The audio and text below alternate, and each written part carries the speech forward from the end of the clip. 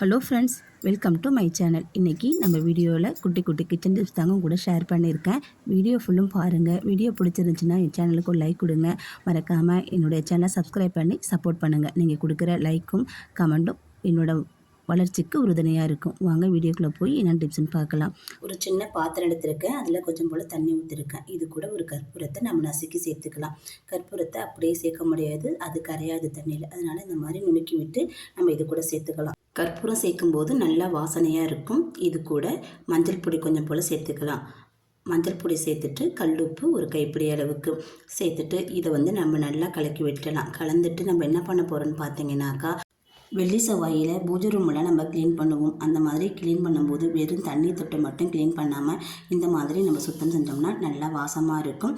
அது மாதிரி கிச்சனில் நம்ம கவுண்டர் டாப்பை இந்த தண்ணி தொட்டு சுத்தம் பண்ணும்போது குட்டி குட்டி பூச்சி தொல்லை இருக்காது. நம்ம இரவில் இந்த மாதிரி சுத்தம் பண்ணி வச்சுட்டு படுக்கும்போது நல்லா வாசனையாக இருக்கும். காலையில் நம்ம கிச்சனுக்கு வரும்போது ட்ரை பண்ணி பாருங்கள். செகண்ட் டிப் என்னென்னு பார்க்கலாம் வாங்க. ஒரு விளக்கு எடுத்திருக்கேன். நம்ம வெள்ளி செவ்வாயில் பூஜை ரூமில் விளக்கேற்றுவோம். அப்படி விளக்கேற்றும் போது நல்லெண்ணெய் சேர்த்துட்டு திரி போட்டுட்டு இது கூட இந்த பொருளெல்லாம் சேர்த்து விளக்கேற்றி பாருங்கள். நல்ல நறுமணமாகவும் வாசமாகவும் இருக்கும். கொஞ்சம் போல் கற்பூரத்தை உடச்சி சேர்த்துக்கிறேன். இதோட பச்சை கற்பூரமாக இருந்தால் இன்னும் ரொம்ப நல்ல வாசமாக இருக்கும். ஒரு கிராம்பு எடுத்து தட்டி போட்டிருக்கேன். அது மாதிரி 2 ஏலக்காய் எடுத்து அதோட விதையை நான் தட்டி எடுத்து வச்சுருக்கேன். இந்த மாதிரி சேர்த்துட்டு நம்ம விளக்கேற்றும் போது விளக்கு எரிய எரிய வீடு ஃபுல்லும் நல்ல வாசமாக இருக்கும். ரெண்டாவது இந்த கற்பூரம் கிராம்பு இதெல்லாம் போட்டு விளக்கேற்றுறப்போ குட்டி குட்டி பூச்சி தொல்லையும் நமக்கு இருக்காது, கொசு தொல்லையும் இருக்காது. கண்டிப்பாக ட்ரை பண்ணி பாருங்கள். இதுலேயே செகண்ட் டிப் என்னன்னு பாருங்கள். நம்ம விளக்கேற்றும் போது நம்ம வெறுமனையாக ஏற்றினோம்னா அது அணைஞ்சு போகிறதுக்கு வாய்ப்பு உண்டு. இந்த மாதிரி சின்ன துண்டு கற்பூரத்தை அது முகனையில் வச்சுட்டு விளக்கேற்றுங்க, டக்குன்னு பற்றிக்கும். கண்டிப்பாக பயனுள்ள தகவலாக இருக்கும்னு நினைக்கிறேன். வீடியோ பிடிச்சா ஒரு லைக் பண்ணுங்கள்.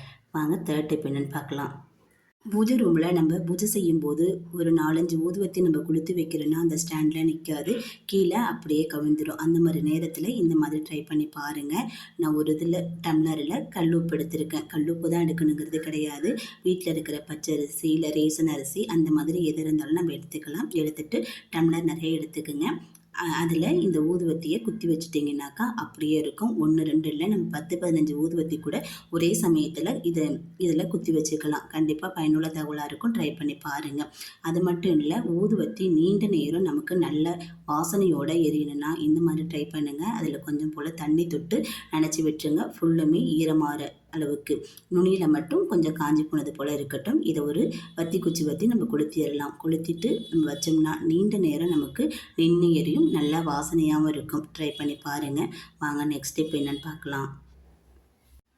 சின்னதாக ஒரு பேப்பர் எடுத்துக்கோங்க. பேப்பரில் ஒரு கற்பூரம் சேர்த்துருக்கேன். இந்த கற்பூரம் கிடையாது, பச்சை கற்பூரமாக இருந்தாலும் இன்னும் நல்லாயிருக்கும். இதில் ஒரு ஊதுவத்தியை நான் இந்த மாதிரி நுணுக்கி சேர்த்துருக்கேன். கையால் நுணுக்கிக்கலாம், இல்லைனா நம்ம இடிக்கல் வச்சு கூட தட்டி இதில் சேர்த்துக்கலாம். கற்பூரம் ஒன்று தான் சேர்க்கணுமான்னு கிடையாது, 1-2 கூட நம்ம சேர்த்துக்கலாம். இது எல்லாத்தையும் சேர்த்துட்டு நம்ம இதை மடிச்சுக்கலாம். மடித்து நம்ம என்ன பண்ண போகிறோன்னு பார்த்தீங்கன்னாக்கா, நம்ம துணி மடித்து வச்சுருப்போம் இல்லையா செல்ஃபு, அந்த இதில் பீரோவில் அந்த மாதிரி மூளையில் வெறும் கற்பூரம் மட்டும் போடாமல் இந்த மாதிரி ஊதுவத்தியும் சேர்த்து மடித்து மூளைக்கு மூளை ட்ரெஸ்ஸுக்கு அடியில் வச்சு பாருங்கள். நல்லா வாசனையாகவும் இருக்கும். பூச்சிகள் எதுவுமே அதில் வராது. எப்போ நம்ம பீரோவை திறந்தாலும் நம்ம துணிமணி வச்சுருக்க ரூமுக்கு போனாலும் நல்லா வாசனையாக இருக்கும். ட்ராவல் பேக்கில் கூட இந்த மாதிரி நீங்கள் போட்டு வச்சுக்கலாம். பெட்ஷீட்டெல்லாம் மழை காலம் முடிஞ்சிட்டு நம்ம இதை எடுத்து ஸ்டோர் பண்ணி வச்சுருவோம் ஒரு ஓரமாக. அதில் கூட இந்த மாதிரி போட்டு வைங்க. நல்லா வாசமாகவும் இருக்கும், பூச்சிகள் எதுவும் இருக்காது. ட்ரை பண்ணி பாருங்கள். நெக்ஸ்ட் இப்போ என்னென்னு பார்த்தீங்கன்னா, நம்ம ரெகுலராக பயன்படுத்துகிற மணிப்பரசாக இருந்தாலும் சரி, ஹேண்ட்பேக்காக இருந்தாலும் சரி, இந்த மாதிரி ஒரு கற்பூரத்தை அதில் போட்டு வச்சுக்கோங்க. அது கூட ஒரு ஏலக்காய் கூட தட்டி போட்டு வச்சுக்கோங்க. நம்ம எப்போ பர்ஸு திறந்தாலும் நல்லா வாசனையாக நறுமணமாகவும் இருக்கும்.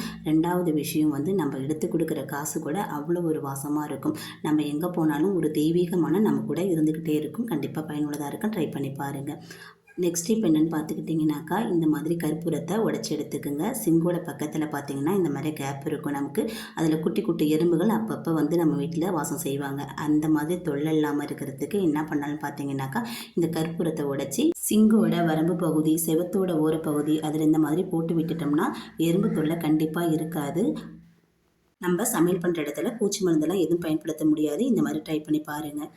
நெக்ஸ்ட் இப்போ என்னென்னு பார்த்தீங்கன்னாக்கா, நம்ம வீட்டில் வேஸ்ட் பாக்ஸோட மூடி இந்த மாதிரி இருக்கும். அதில் நம்ம அடுப்பில் காட்டி ஒரு கம்பி வச்சு இந்த மாதிரி ஹோல்ஸ் போட்டு எடுத்துக்குங்க.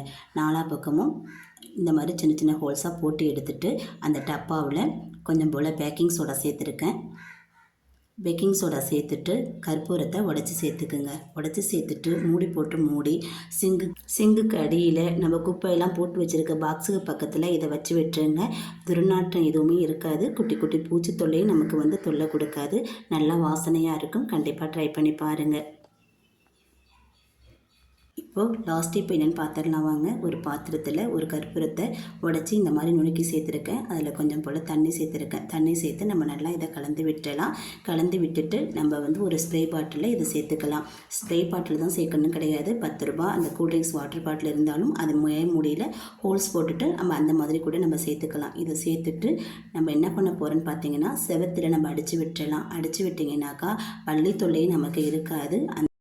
சிலந்தி பூச்சி தொல்லையும் நமக்கு இருக்காது. நம்ம செவத்தோட ஓரங்களில் நம்ம அடித்து விட்டுட்டோம்னாக்கா ஒட்டடையும் நமக்கு படிஞ்சு வராது. அந்த ஒட்டடையில் சிலந்தி பூச்சியும் அடையாது. கண்டிப்பாக பயனுள்ள தகவலாக இருக்குன்னு நினைக்கிறேன். ட்ரை பண்ணி பாருங்கள். வீடியோ பிடிச்சா லைக் பண்ணுங்கள். சேனலை சப்ஸ்கிரைப் பண்ணுங்கள். தேங்க்யூ.